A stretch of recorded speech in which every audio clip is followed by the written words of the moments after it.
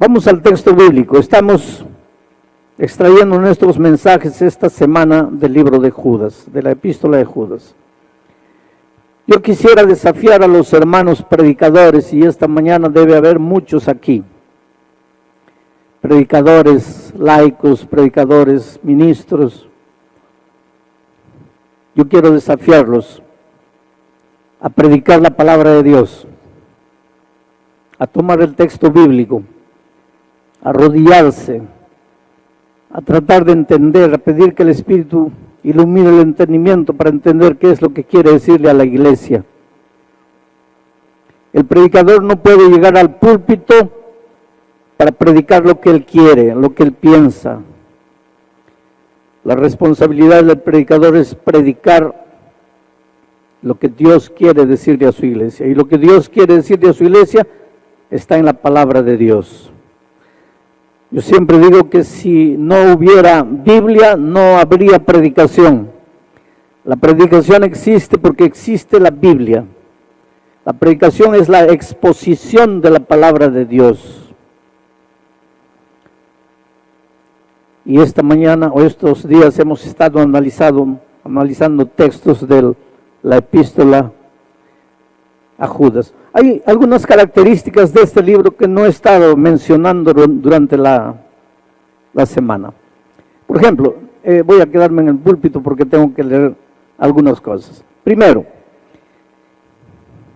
si tú abres la segunda epístola de Pedro, capítulo 2, vas a ver que da la impresión de que Judas le copió a Pedro, o Pedro le copió a Judas. Ahora, Pedro no puede haberle copiado a Judas porque la epístola de Pedro fue escrita antes. Pero tampoco Judas puede haberle copiado a Pedro, porque si no, ¿por qué no le copió toda la epístola? ¿Por qué solo agarró el capítulo 2? Ambos fueron inspirados por Dios. Eso es lo admirable de la inspiración. Y hay otra característica con Judas. Judas menciona 2 libros apócrifos, 2 libros que el canon bíblico no reconoce como inspirados por Dios. Y sin embargo, Judas toma textos de esos libros apócrifos y los registra en el texto inspirado. Y aquí hay otra cosa interesante. Cuando Dios inspira al escritor bíblico, lo inspira con su cultura, con su personalidad.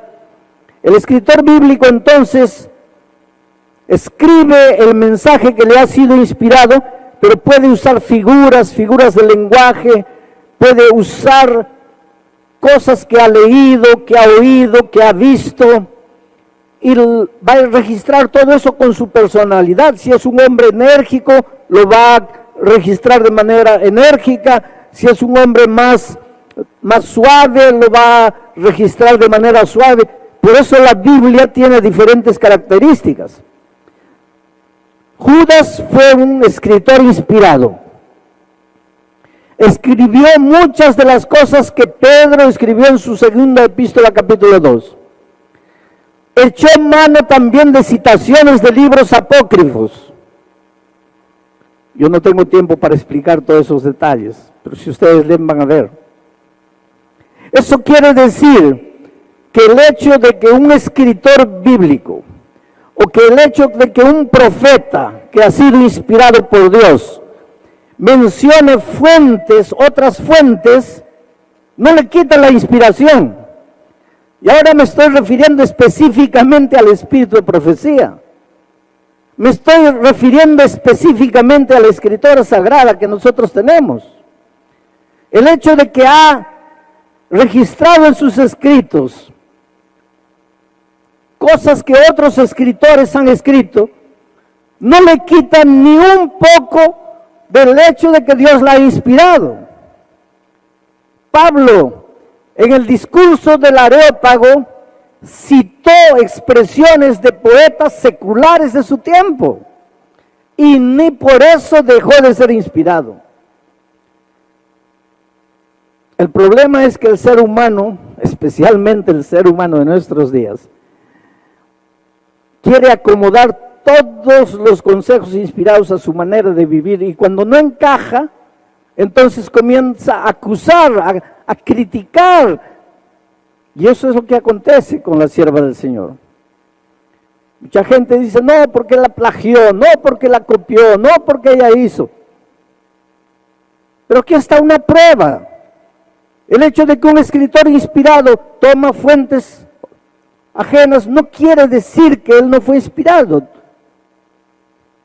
Pero ¿por qué ella no registró el libro de donde sacó, la página de donde sacó? Porque en esos tiempos no había lo que hoy se llama derechos autorales.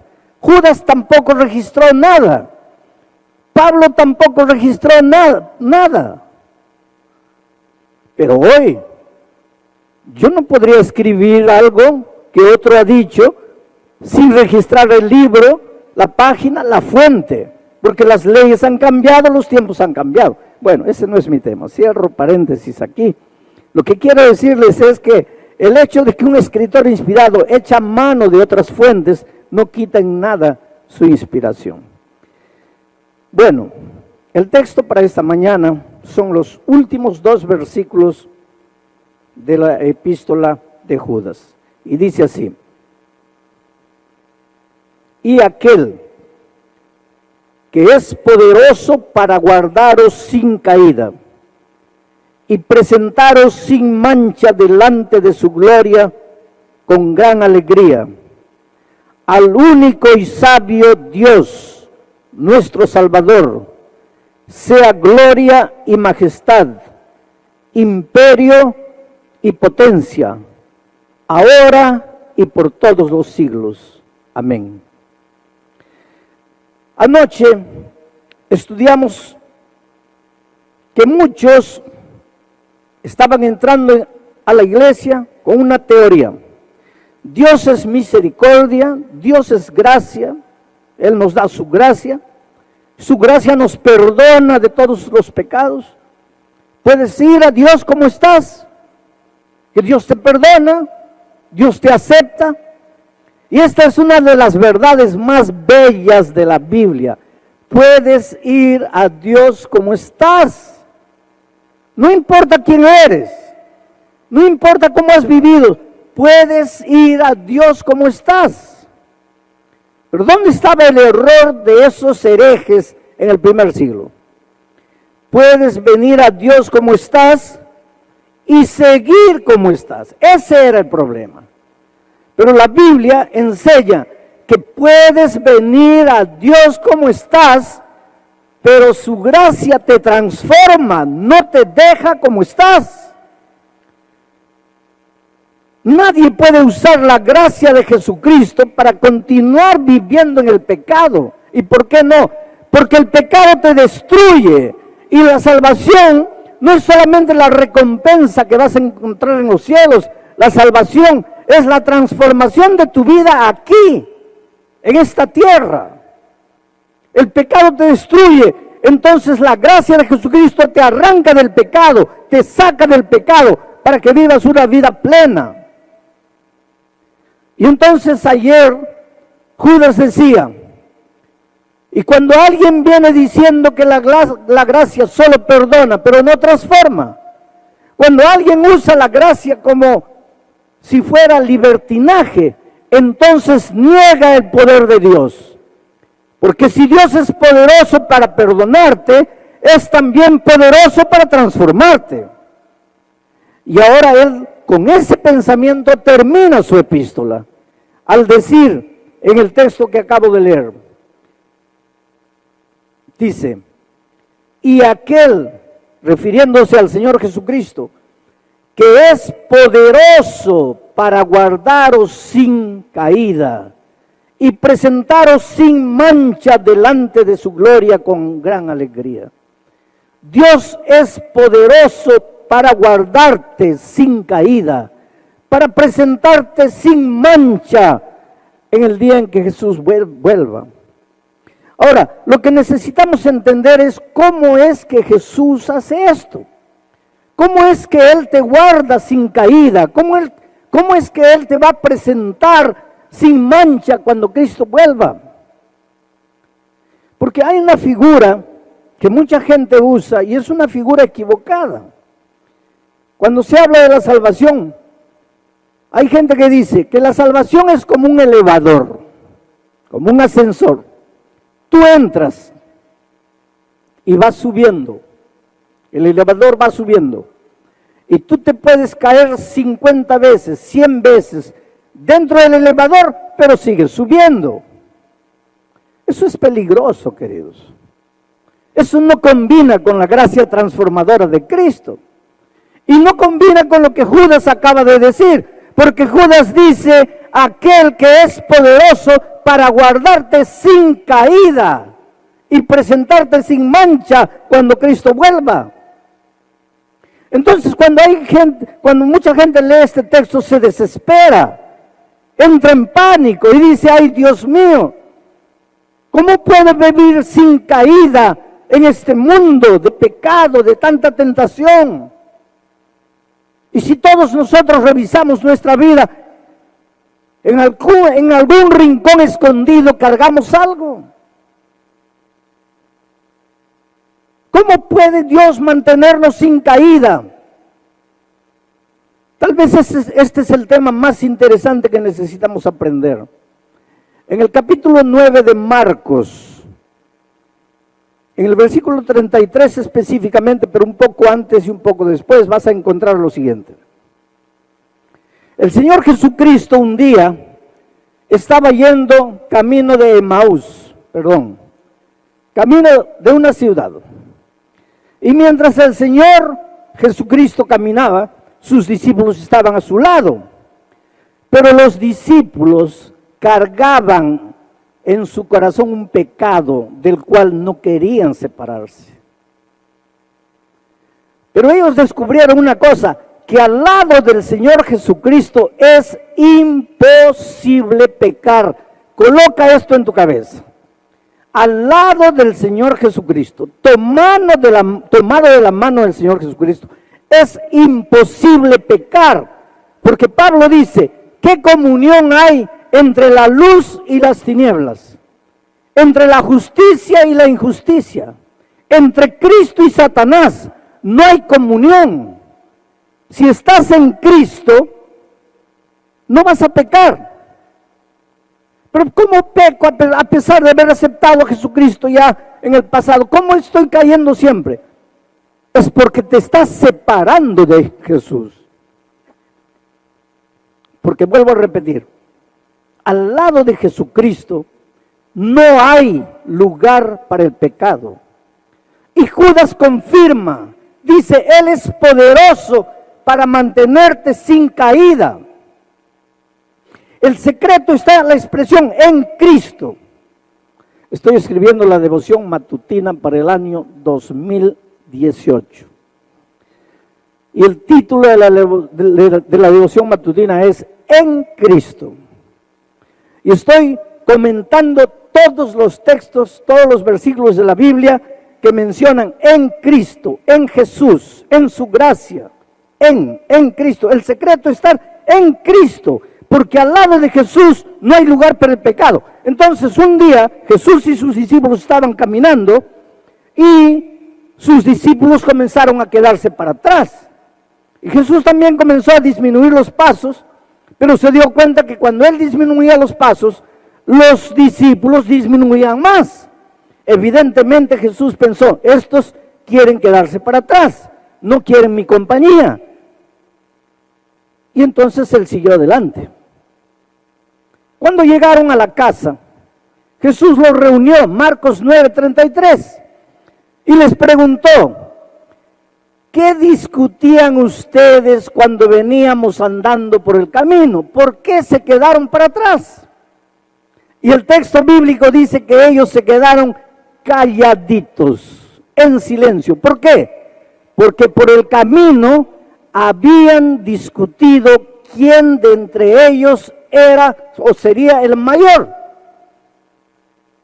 ¿Quién de entre ellos sería el más grande? Ah, queridos, Los discípulos tenían un pecado escondido. No era adulterio, no era droga, no era alcoholismo, no era homosexualismo. Los discípulos tenían escondido en su corazón el más terrible de los pecados, el origen de todos los pecados, el primer pecado que surgió en el corazón de Lucifer. Ellos escondían en su corazón el problema del pecado del orgullo. Ellos no eran víctimas de algún pecado simple como adulterio. Ellos eran víctimas del pecado terrible del orgullo. Solo que nosotros los seres humanos medimos las cosas de otra manera. Y les voy a hacer un ejemplo. En una comisión de nombramientos, y ustedes en estos días deben estar en comisión de nombramientos, a veces una iglesia puede verse en la encrucijada porque no hay a quien colocar de anciano y tienen dos nombres, Pedro y Juan, y no saben a cuál de ellos colocar, porque ni Pedro ni Juan son perfectos. Entonces alguien levanta la mano y dice, bueno, yo creo que el más indicado es Juan. Es un poquito orgulloso, pero es el mejor. Y lo nombran. Pero tú jamás vas a ver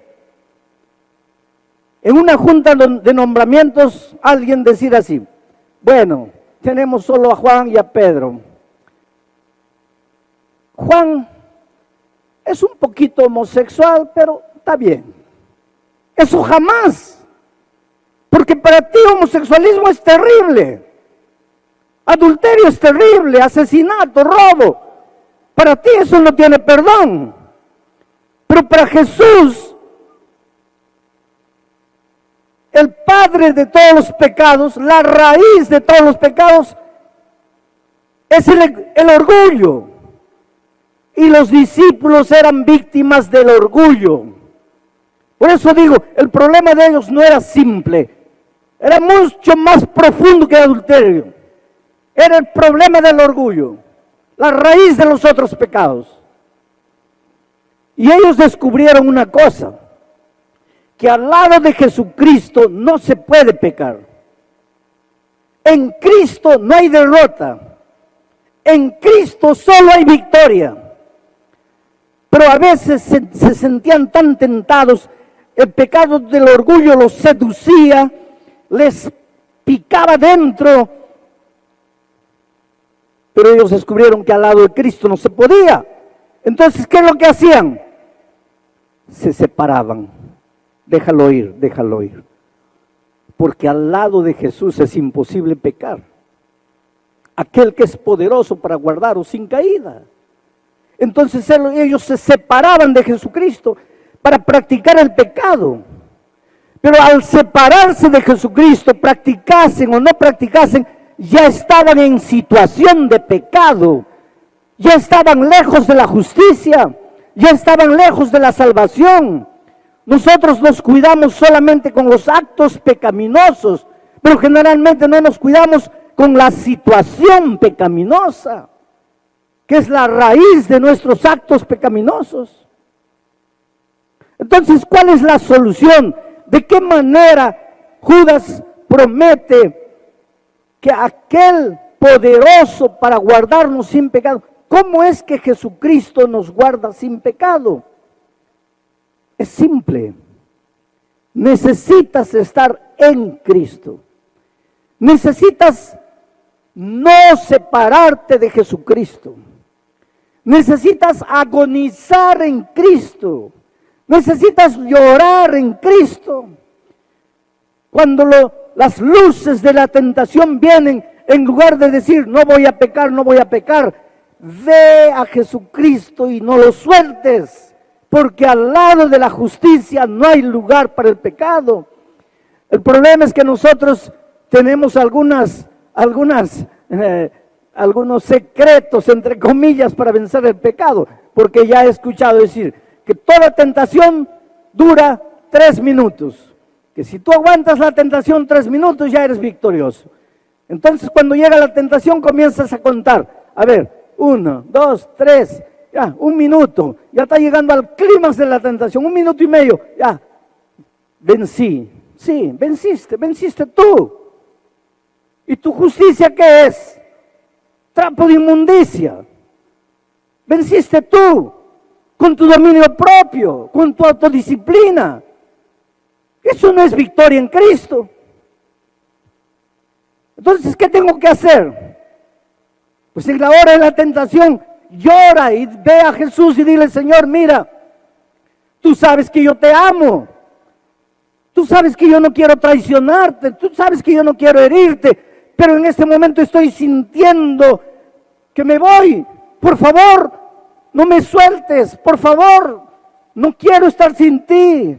Sin ti no hay vida, sin ti no hay salvación, sin ti estoy perdido. Ten compasión de mí, no me sueltes. Y claro que Jesús no te va a soltar. Él es poderoso para guardarte sin caída. Y entonces viene lo que Pablo dice: no vivo más yo, ahora Cristo vive en mí. Y si Cristo vive en ti, porque en la hora de la tentación no te has separado de Él, la victoria no es tuya, la victoria es de Cristo, pero al mismo tiempo es tuya. Por eso Pablo no sabe definir ni explicar esto. Dice: no vivo más yo, Cristo vive en mí, pero lo que vivo, ahora, no acaba de decir que no vive, y ahora dice vivo. ¿Vives o no vives? Es que cuando tú vas a Cristo, su voluntad santificada se junta con tu voluntad pecaminosa y se transforma en una voluntad todopoderosa. La victoria es de Cristo, pero es tuya. Es tuya, pero es de Cristo, porque no vives tú, Cristo vive en ti. Pero ahora vamos a dejar de frases románticas. ¿Qué cosa significa Cristo vive en mí? Porque nosotros hablamos, Cristo vive en mí. Andar agarrados de la mano con Jesús. Oh, Jesús, tú eres mi vida. Jesús, tú eres mi salvación. Pero en términos prácticos, ¿qué quiere decir eso? 3 cosas. Orar todos los días, estudiar la palabra de Dios todos los días y buscar a una persona que no conoce a Jesús y traerla para el conocimiento de la palabra. Cuando tú haces esas 3 cosas, estás en Cristo. Cuando tú haces solo 2 o 1 y no te olvidas de la tercera, que es la testificación, llámale trabajo misionero, llámale traer personas para Cristo, llámale como quieras, pero cuando tú te olvidas de eso, tú estar en Cristo es puro romance, pura palabra. Y el Evangelio no es palabra, el Evangelio es acción, acción transformadora. Tienes que aprender a buscar a Dios todos los días. Tienes que aprender a orar, a estudiar la Biblia y a traer a una persona para Cristo. Ahí estás en Cristo, ahí estás de la mano con Jesús. El otro día alguien me dijo: pastor, entonces yo estoy perdido, porque yo no tengo fuerza de voluntad para orar, para estudiar la Biblia. No tengo. Pastor, yo de vez en cuando oro, de vez en cuando estudio la Biblia, y nunca traje a nadie para Cristo. Ahora usted dice que para estar en Cristo tengo que hacer esas 3 cosas. Estoy perdido, pastor, porque yo no tengo fuerza de voluntad. Claro que tienes, querido. ¿No te levantas a las 4 de la mañana para ir a tu trabajo? En una mañana fría de invierno el despertador toca a las 4 de la mañana. Tú despiertas, miras el reloj, ¿qué es lo que dices? Oh, qué felicidad, me voy a trabajar. No, no es así. Miras el reloj, un frío terrible afuera, todo lo que quieres es quedarte durmiendo, pero te levantas y vas a trabajar a las 5 de la mañana. ¿Y por qué tienes que trabajar? Porque necesitas dinero. ¿Y para qué dinero? Para comer. ¿Y para qué comer? Para vivir. ¿Y vivir cuánto tiempo? 100 años, Y para eso te levantas a las 4 de la mañana, para vivir 100 años. Y para vivir la vida eterna, no puedes levantarte 10 minutos antes para arrodillarte, clamar a Dios, estudiar la palabra. No me digas que no tienes fuerza de voluntad. El problema es que tu fuerza de voluntad tú la diriges para lo que quieres, para lo que consideras importante. Pero tú tienes fuerza de voluntad. Tú puedes hacerlo. Solo clama a Dios. Pídele a Dios. Señor, ayúdame a separar tiempo contigo. Pasa ese tiempo con Jesucristo. Y ahí tú te vas a dar cuenta que Dios es poderoso para guardarte sin caída hasta el día de la venida de Cristo. Pero queridos, yo voy a entrar a otro capítulo ahora.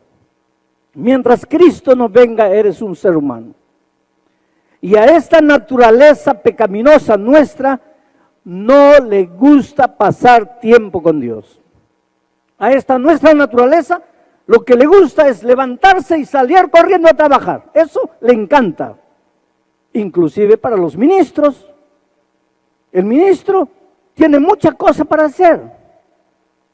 Y lo que nos gusta es levantarnos de mañana y ya comenzar con la agenda del día. Estar con Cristo, pasar tiempo con Cristo, eso al ser humano no le gusta. ¿Por qué? Porque aunque hemos sido convertidos, todavía conservamos la naturaleza pecaminosa dentro de nosotros. Y a esa naturaleza pecaminosa no le gusta el compañerismo con Dios. Esa naturaleza pecaminosa es especialista en disfrazar, en engañar, en aparentar, en mentir. Pero a esa naturaleza no le gusta el compañerismo con Dios. Por lo tanto, constantemente vivimos cayendo. Y no caemos porque Dios no tenga poder para mantenernos sin caída. Caemos porque nos separamos de Jesús. Y al separarnos de Jesús, pues la consecuencia es caer. ¿Y qué hacer? Pues aquí entra la gracia maravillosa de Cristo. Levántate. Y si me caigo 50 veces, es porque 50 veces te has separado de Jesús. ¿Y qué hago, pastor? Levántate. Y si me caigo 1500 veces, pues 1500 veces te has separado de Jesús. Pero ¿y qué hago ahora? Pues levántate. Si un día llegaremos al cielo, primero, es porque Cristo nos levantó. Es porque cada vez que caímos, llevados por nuestra naturaleza pecaminosa, clamamos a Dios, le suplicamos, y Él nos extendió la mano. Te digo una cosa, querido, el Señor Jesús te ama. Nunca pienses que Dios es un profesor malo que está con ganas de desaprobarte o reprobarte. Jesús te ama. Lo que más quiere Jesús es tenerte en el reino de los cielos. Tu lugar está reservado en el reino de los cielos. Tu herencia está reservada. Yo vengo de una familia grande, 9 hijos, padre, madre. Cuando mi padre ya estaba anciano, le hicieron una fiesta de cumpleaños. Yo no estaba, yo estaba en Brasil. Pero mis hermanos me contaron que le hicieron una fiesta como a niño. Le pusieron globos, le hicieron un pastel y la mesa estaba llena. Mi padre se sentaba en el extremo de la mesa y yo me sentaba a un lado. Ese era mi lugar. Y cuando yo no estaba presente, ese lugar casi siempre estaba vacío. Ese es mi lugar. Y ese día que mi padre estaba con la mesa servida, algunos hijos no estaban, muchos hijos, muchos nietos presentes, mi lugar vacío en la mesa. Y él le dijo a uno, por favor llamen a alguien. Coloquen a alguien ahí. Yo no puedo alegrarme viendo ese lugar vacío.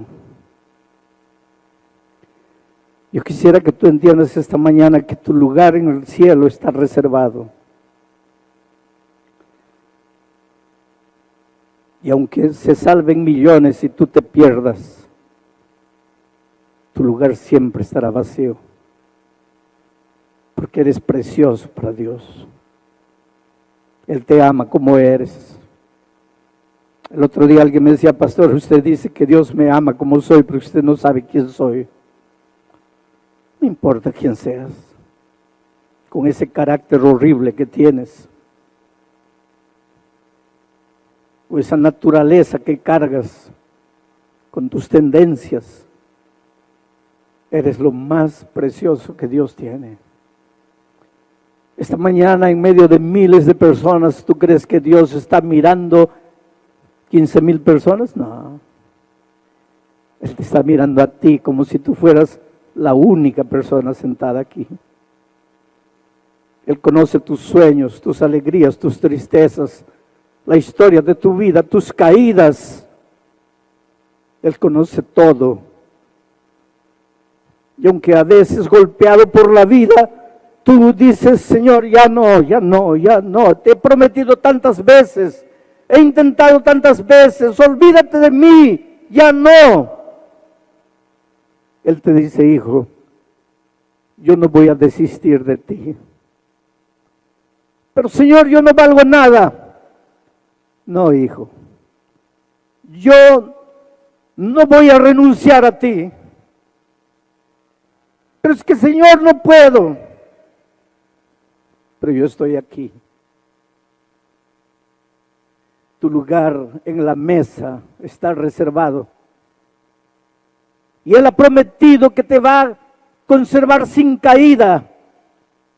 Y si por esas cosas de la vida te sueltas de Él, te apartas de Él y caes, pues no tengas miedo de levantarte y continuar la caminata con Cristo, porque si un día nos salvamos, no será porque jamás caímos, sino porque aunque caímos, creímos en la palabra redentora de Jesucristo, nos levantamos y seguimos adelante.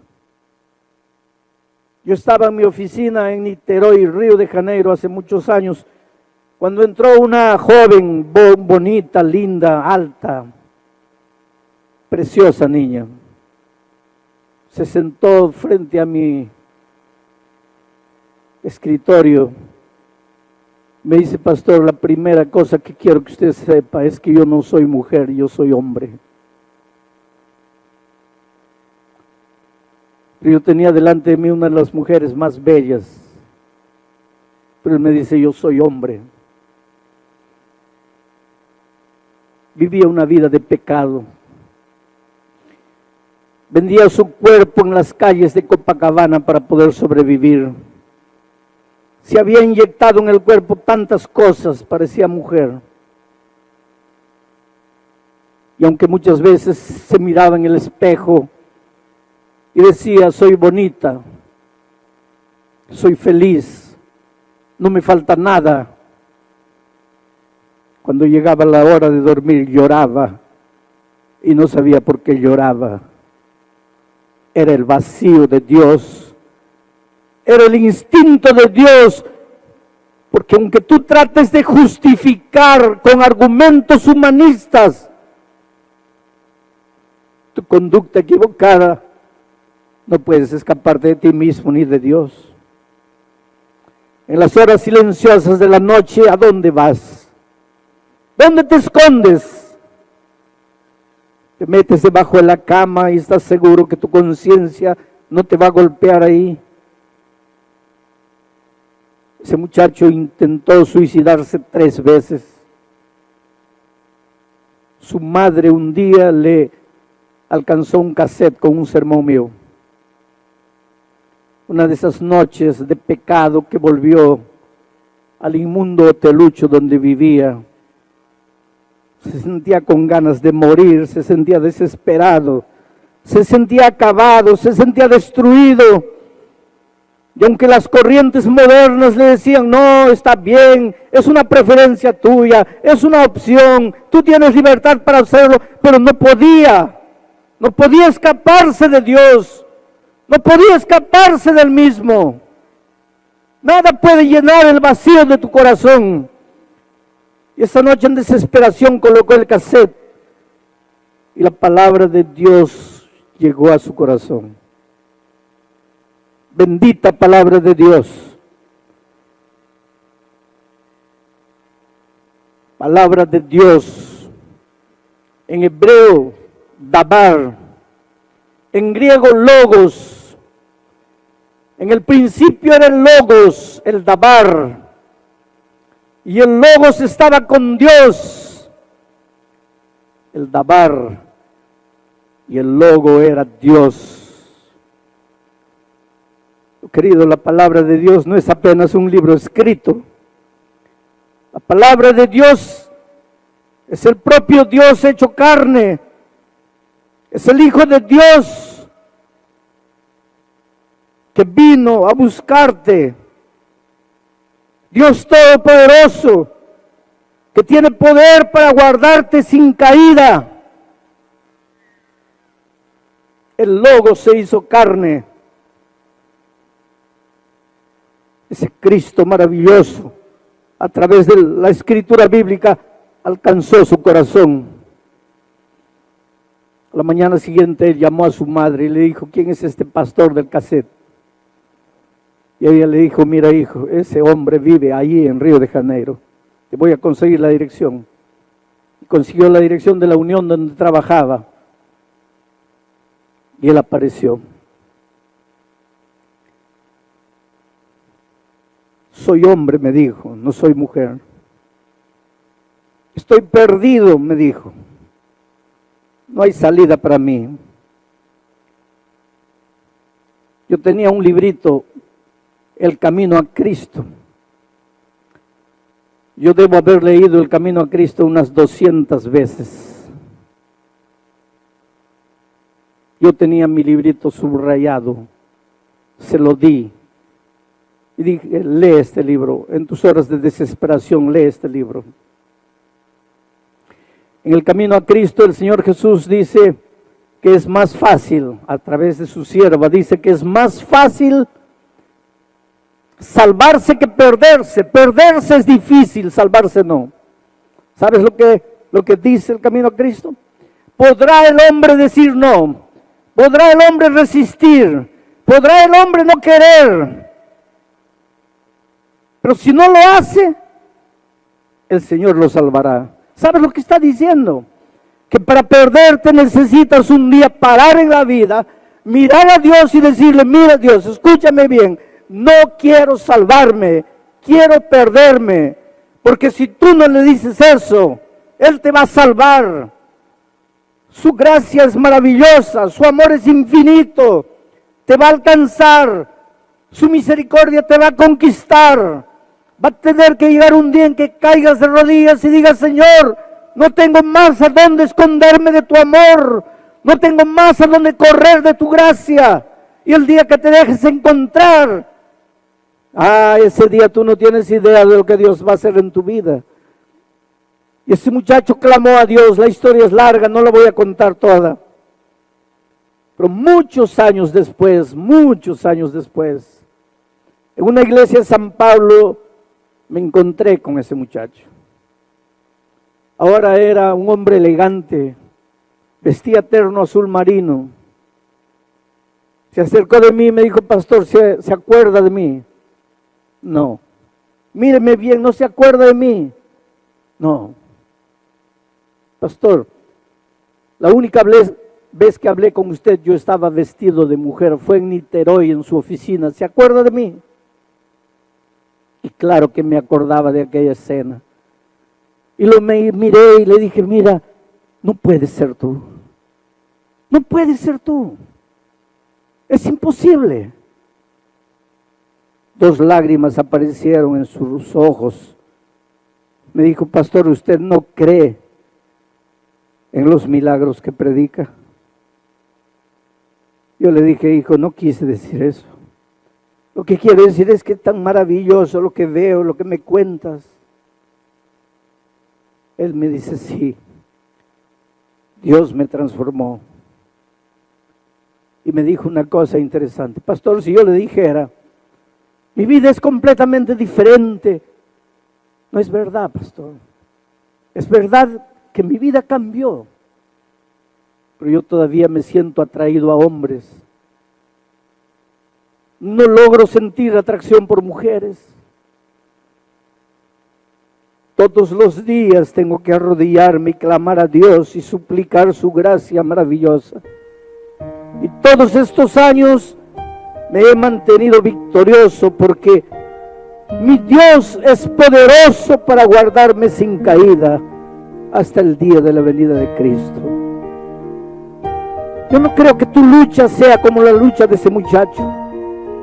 Pero si ese muchacho en la mañana gloriosa de la venida de Cristo dirá presente, ¿por qué tú no? Hoy es el día de buena nueva. No tengas el miedo del futuro. Cuando mires a la salvación, no pienses en ti, en tu conducta, en tus actos. Piensa únicamente en el amor maravilloso de Jesucristo, en su poder transformador. Esta noche te voy a hacer una invitación, esta mañana. Te voy a pedir que, si quieres entregarle el corazón a Jesús, esta invitación es para todos los que están conociendo la palabra, conociendo el Evangelio. Si quieres decirle a Jesús, Señor, te entrego mi vida. Señor, quiero que me mantengas victorioso hasta el día de la venida de Cristo. Señor, vengo a ti como estoy. Quiero conocer más tu palabra, quiero conocer más el Evangelio. Quiero seguir estudiando la palabra de Dios para conocer los misterios de tu amor. Si quieres decirle eso a Jesús, te voy a pedir que tú te levantes y vengas aquí adelante. Quiero hacer una oración de victoria sobre ti. ¿Dónde está la primera persona que quisiera levantarse y venir? Ven. Hoy es el día de buena nueva. Levántate y ven.